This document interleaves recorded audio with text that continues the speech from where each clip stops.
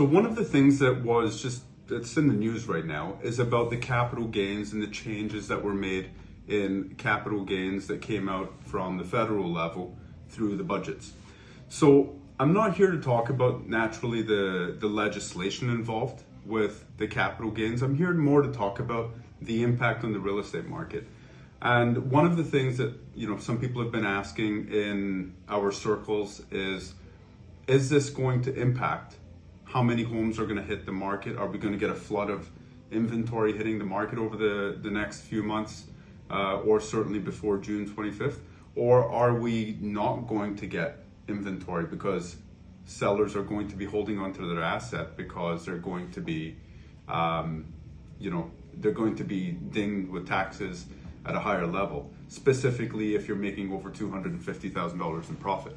So my answer to this is I don't believe it's going to fluctuate the real estate market in terms of we're not going to get flooded with inventory before the before the deadline.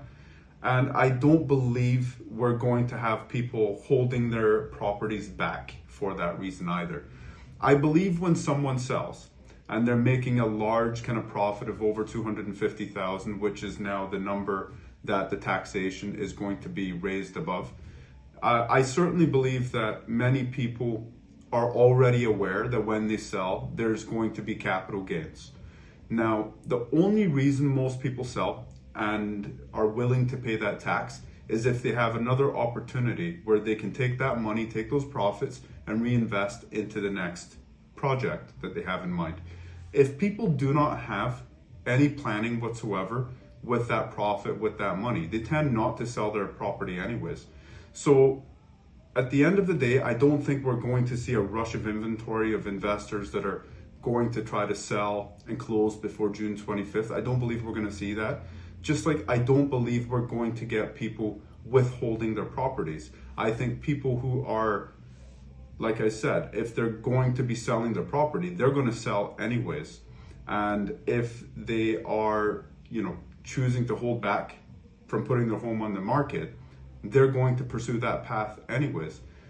Like I said, it really comes down to what that person is going to be doing next. Do they have plans for that financial profit that they have, or do they not have plans? Because if they have plans, they just have to, maybe recalibrate their plans to see if financially the dollar still makes sense. They have to maybe tweak their numbers to see if the future project is still feasible.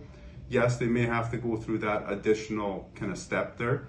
But for the most part, if somebody has chosen to sell because they have something else in mind, chances are they're going to go down that path irrespective of additional tax. Now, just for kind of hard numbers, if somebody is making a $1 million profit, for example, on their investment, if they're making $1 million profit, the way the rules stand right now, they're probably going to be paying between $250,000 to $275,000 in capital gains tax.